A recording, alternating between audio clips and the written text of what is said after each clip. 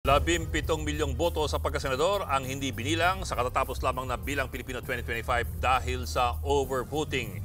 Hindi naman daw ito bago sa isang automated election. Pero ang sabi ng COMELEC, pwede raw itong gamiting ground na mga gustong maghain ng reklamo sa Senate Electoral Tribunal. Nasa frontline na balitang yan si Mon Gualvez.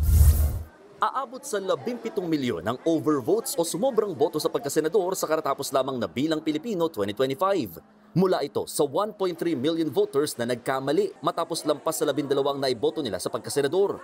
Habang hindi naman lalampas sa 1 milyon ang nag-overvote sa party list position. Pero gate ng COMELEC, hindi ito bago sa isang automated na botohan. May overvoting sa lahat po ng eleksyon, lagi nagawa. Hindi po natin kayang pigilan. Kung ang mga kababayan natin ay minsan po kasi na-shade na, nagbago isip, inaglagay ng X. Kasi po nagbago isip, pero yung nga po touch move. Isa ang overvoting sa pinuna ng mga natalong senatorial candidates na inendorso ni dating Pangulong Rodrigo Duterte, kaya nananawagan sila ng manual recount. Git ng COMELEC, pwede naman daw gamiting ground ang overvoting oras na maghain ng reklamo sa Senate Electoral Tribunal. Para makita talaga kung yan ba'y smudge o talaga bang nagtuldok lang o talaga bang medyo nalagyan ng X kasi hindi po isinid. So diyan po mabibilang. Kasi po sa protesta, binibilang talaga manually ang lahat ng balota at nagke-claim ka na itong balotang ito dapat amin, hindi dapat binaliwala.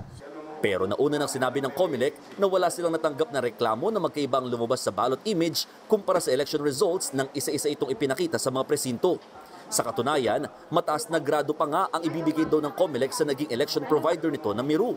Gayunman, nakatakda pa rin nilang isailalim sa re-evaluation ng kumpanya para itama ang ilang naging puna sa naging botohan. Ano bang karagdagan? O baka talagang dapat makapal na papel na, dapat ganitong klaseng ballpen, dapat ganitong klaseng scanner, dapat yung bilis mas doble pa. Pagilinaw ng COMELEC, hindi tulad ng mga nakaraang automated na halalan, maaalalang lease o nirentahan lamang nila ngayon yung mga ginamit na nasa 110,000 na automated counting machines mula sa kumpanyang Meru. Ibig sabihin, hindi pa ito obligadong gagamitin uli sa darating na 2028 national elections. Sa ngayon, nagpapatuloy ang random manual audit sa Bilang Pilipino 2025. Aabot na sa 172 ballot boxes ang nabuksan mula sa 762 clustered precincts na isasalang dito. Target ito matapos ng COMELEC sa June 26 o 45 araw mula nang idaos ang botohan.